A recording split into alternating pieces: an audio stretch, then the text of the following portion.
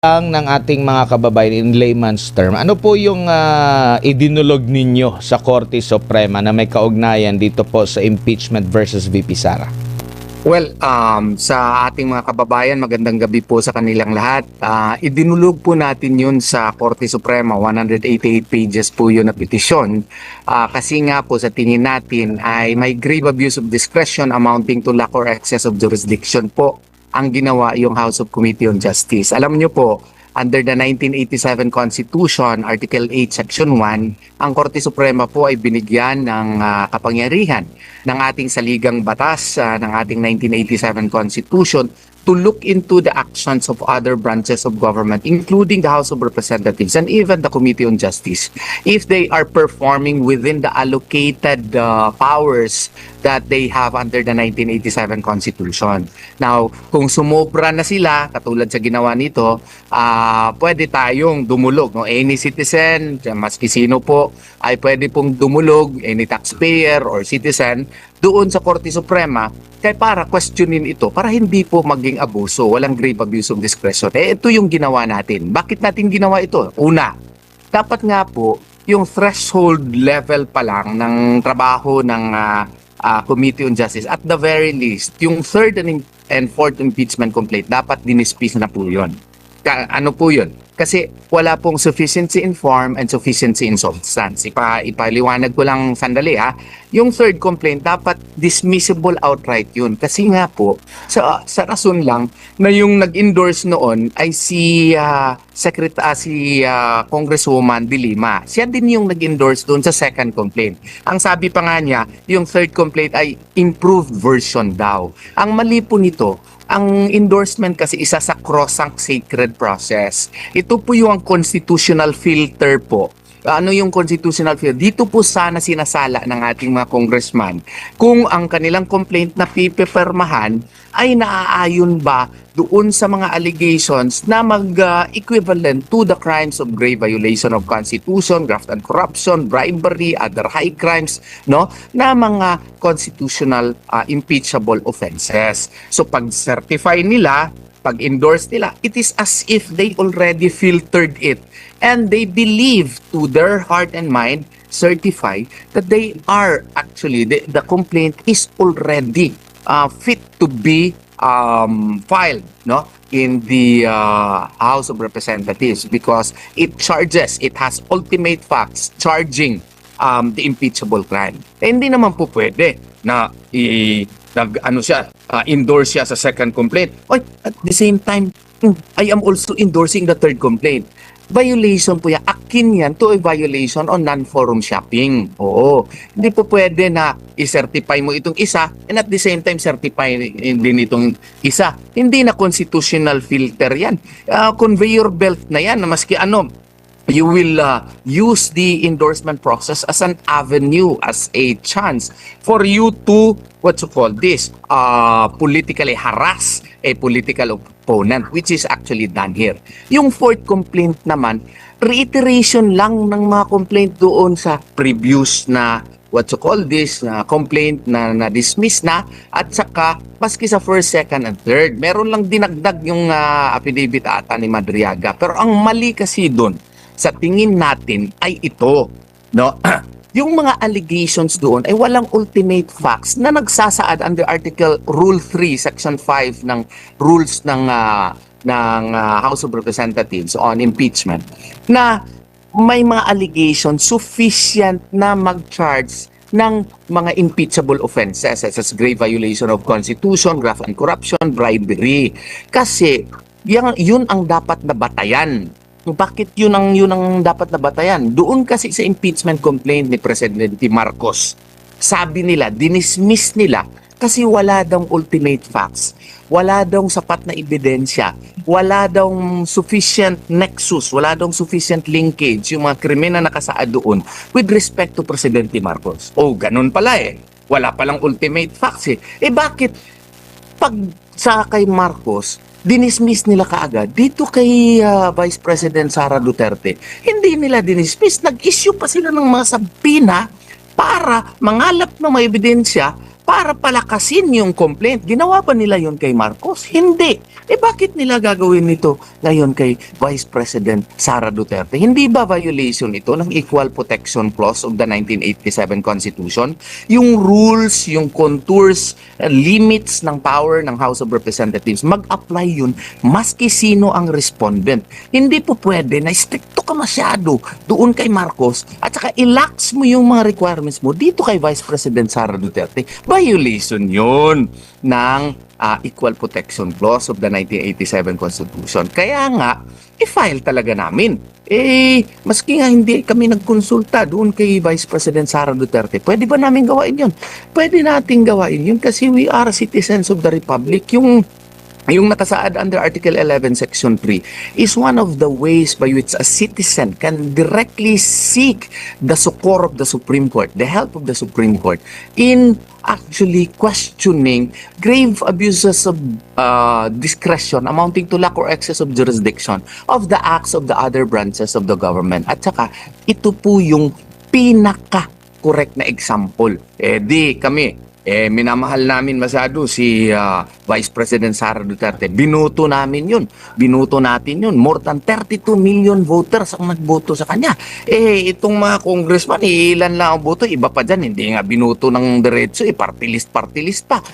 Ang bias pa. Sila pa yung complainant. Sila pa yung nag-endorse. Sila pa yung tumatayong ngayong napakaingay pa. Sila pa yung napakaingay. At sila pa yung mag-determine kung sufficient in substance ba, sufficient in form. Hindi man lang another ground nga din yan, hindi man lang nag-inhibit, pwede ba yun na sila na ang magiging investigator, sila na ang magngangalap ng ebidensya para palakasin, para ipahiya pa masyado si Vice President Sara Duterte na hindi naman yun sakop ng kanilang mga powers and authorities under the 1987 Constitution. So siyempre, mag-file kami ng kaso, kaya natin ginawa yun. What is good for the gander should be good for the goose. Meaning, kung anong standard na in-apply nyo yung pag-dismiss doon sa kaso against kay Presidente Marcos, dapat ganun din yung standard na ginamit ninyo kay VP Sara Duterte. Kaya nag-file tayo.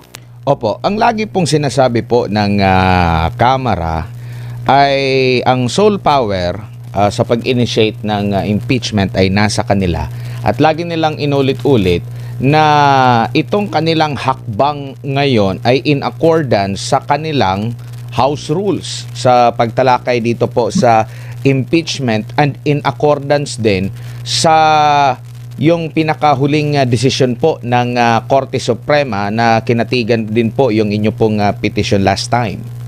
Totoo yan. The House of Representatives has the sole power to initiate impeachment complaints. However, the initiation process and the file and in the process of filing and perfecting such impeachment complaint, must be constitutional. It must be within the contours provided under the 1987 Constitution. Saan ka makakita na ang House of Representatives ngayon nagpa-issue pa ng mga subpoena over certain corporations na hindi man lang nakasaad doon sa complaint? Saan ka nakakita yung complaint? Hindi naman nakasaad kung anong SALN, anong specific SALN ang nag-exceed o tumaas masyado yung kita ni allegedly ni Vice President Sara Duterte. Wala namang specificity yung complaint. Dito sa overbroad masyado yung mga subpoena na ginawa nila na para na talagang fishing expedition ang ginawa nila. Sobra na yun. Kaya kailangan na dumulog tayo sa Korte Suprema para maklaro at masabihan sila, hindi po pwede yung ginagawa ninyo. Grave abuse of discretion yan. Violation yan sa due process. Kailangan fair. Kung ano yung in-apply doon kay Marcos, dapat yan din ang i-apply ninyo dito kay Vice Presidente Sara Duterte. Opo, yung sinasabi nilang House rules po, attorney, inyo po bang nahimay din yun? At meron ba kayong nasilip doon na hindi pwede sa ilalim ng konstitusyon? At sino ba yung mananaig konstitusyon o yung House rules nila? Well, meron sila, alam ko anong sinasabi niya. Una, yung Rule 3, Section 5, na ang gagamitin ko against them. Kasi yung Rule 3 Section 5 kasi in the determination of requirement of substance, it is actually met if there is a recital of facts constituting the offense charged and determinative of the jurisdiction of the committee. Meaning, dapat sa kanila, i-determine nila yung complaint kung ang mga allegations ba doon ay equivalent to grave violation of the Constitution, bribery, graft and corruption. Wala ngang klaro eh. Ang impeachment supposedly is personal. Hindi yan institutional. Ang mga allegations doon, pagka DepEd Secretary pa niya.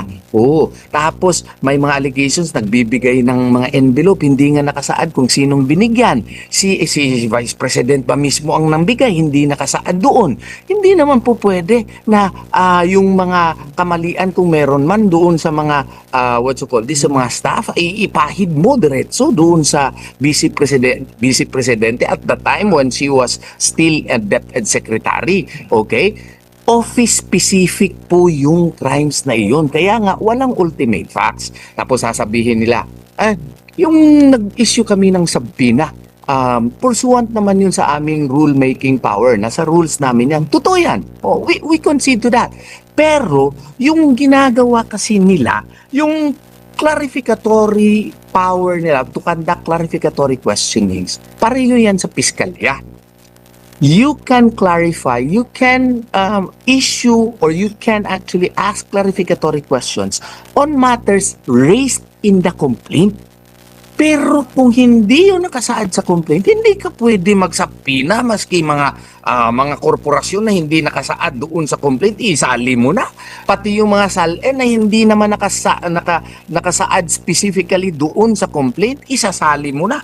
Masyadong overbread na yung masyadong broad masyado yung ginawa nilang mga subpoena na ginawa, which is already a violation of the rights also of VP Sara Duterte. Iklaro ko lang ha, ito, sa Article 5 ng third complaint ni Savalla, no? Accordingly, Savalla invoked unexplained wealth and SALN non-disclosure. It alleges that respondent's salary could not explain hundreds of millions in her bank accounts and concludes that she failed to disclose assets and true net worth. O, yan lang, ha? Ang sabi niya.